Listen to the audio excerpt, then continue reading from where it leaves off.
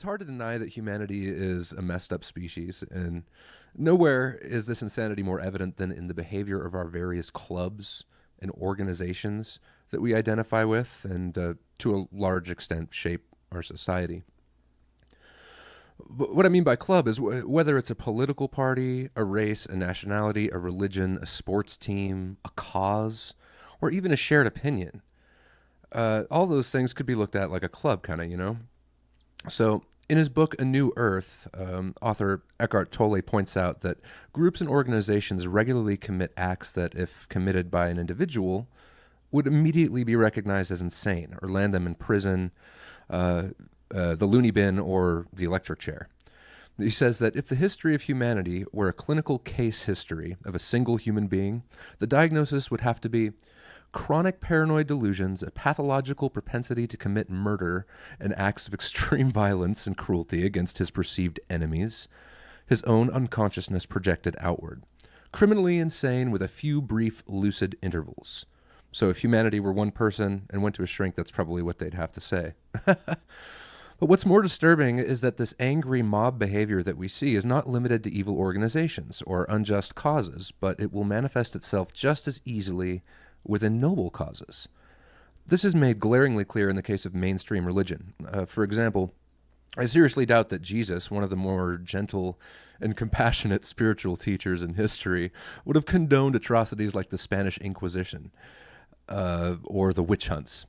And these were all committed in his name. I don't think that would have thrilled him. Or in the case of politics, I doubt that Karl Marx, the father of communism, which might have seemed like a good idea on paper or at the time, but I doubt he would have been okay with the fact that communist regimes have murdered between 85 and 100 million of their own people since the dawn of the 20th century.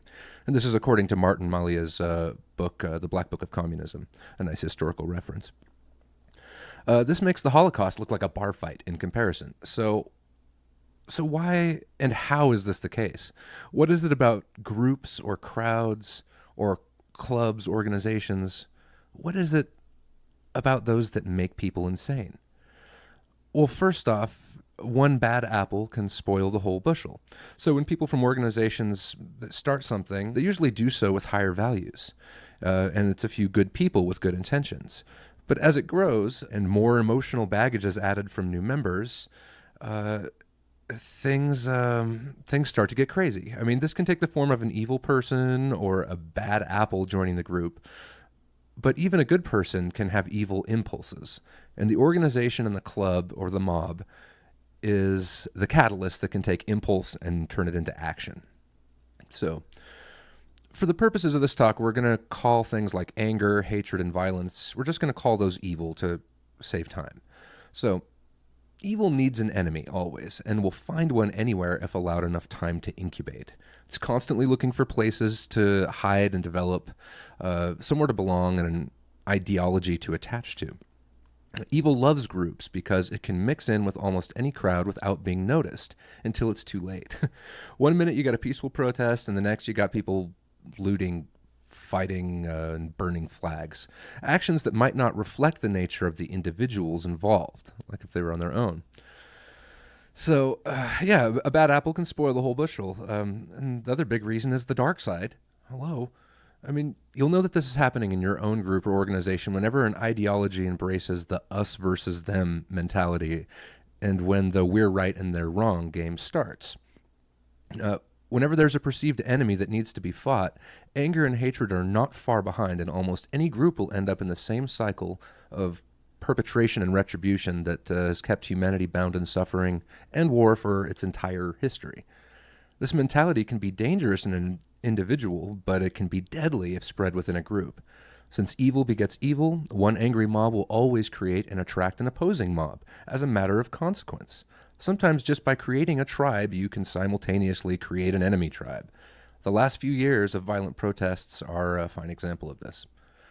See, some folks start organizations like, say, Black Lives Matter to fight an injustice, and they have sound moral causes. And the next thing you know, a bunch of people join the group, and then you got snipers shooting police and preschool teachers calling for the death of white people in general. I have an audio clip of this, but I don't know if I can play it legally. I don't know about this. But on the other side, you got like a few conservatives that get together to oppose the destruction of a historic statue, and then all of a sudden neo-Nazis show up waving flags and driving cars into crowds and killing people. I mean, where does this end? So here's an analogy for you. If a bunch of crazies are protesting at a ball game because they believe that their Messiah incarnated as a hot dog and eating one should be punishable by death, what possible reason would you have to show up with your own group and counter-protest? What is the point? If they're crazy enough to think that way in the first place, are you really going to change their mind? I mean, can they really be reasoned with in any way? I mean, they obviously don't have enough going on upstairs to be reasoned with, so why show up and throw fuel on the loony fire? I understand protesting to raise awareness about something, but we're all aware that there are idiots and psychopaths and terrible atrocities happening every day. This isn't the 60s anymore, and I'm not sure if angry mobs and counter-protesting is going to get us anywhere. Just look at how well it's been working for the Middle East the last few years. I'm just saying that you can't overcome insanity with more insanity. In the case of radical ideology, if you simply turned your back on this nonsense, it would disappear, as we all saw with the weakening of hate groups in the 20th century. By silently shaming it, that kind of crazy just becomes a joke. It's a laughable sideshow meant for tomatoes and rotten eggs. I remember a certain hate group tried to host a parade not far from my hometown, and no one showed up. The media boycotted it locally, except for the occasional driver shouting, "Boo!" Thanks, Kawhi, as they were driving by. So nobody fueled the fire. They just kind of ignored them. And many of them quietly moved out of state afterwards, and we never heard from them again. So anyway, I digress. Back to mob mentality in general. So we all know that chaos and drama and media attention are exactly what evil wants. So why would people knowingly encourage it or give it to them? The only logical answer that I can see is that those people are just as addicted to conflict and being against something as their supposed enemies are. Seriously, some of these folks need to watch Star Wars and listen to Yoda. I mean, anger, fear, and hatred always come from the dark side. Always, regardless of what root cause they're spawned from. And it doesn't matter what or who started it, you know? Thank you, Gracious, for the host. Yeah, it doesn't matter who did what to whom. It doesn't matter how noble the cause is. You know it's turned to the dark side whenever anger, fear, hatred enter the situation at all. I mean, when a spark falls in an empty street, it dies, like a single individual. But when it falls into a crowded and overgrown forest, it can burn the whole countryside down. I mean, so I believe that by encouraging this behavior in groups, it's dangerous. Barg, cheers, thank you for the sub. Welcome, welcome. So, anyway, yeah, only you can prevent stupidity fires, guys. We don't always intend for this to happen, but groups are often used subconsciously as an excuse to stop thinking for ourselves. Identifying with any ideology can lead to intellectual and moral laziness. After all, everyone's doing it, and we may feel that the cause of our group or tribe is so noble that it can't be wrong. So at this point, we probably won't examine our actions and convictions too closely, and we might not even notice when evil pops up in our particular group.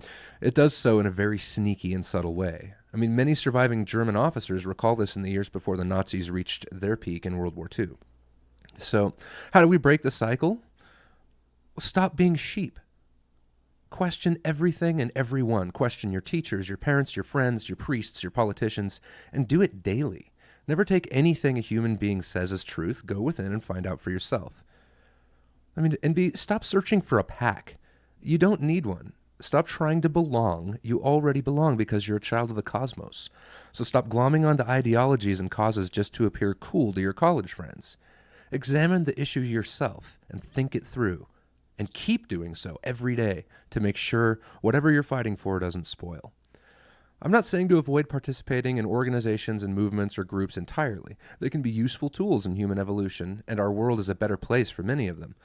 All I'm saying is be vigilant. Whenever engaged in an ideological group or activity, especially like a protest or something of that kind, take frequent moments to close your eyes, breathe deep, and become silent for a few seconds and listen to your heart. Even in the heat of chaos or battle, if there's pandemonium all around you, you'll know what is right and what is insane. And only then will you really have a choice to act and think for yourself. So, and that's all I have to say about that.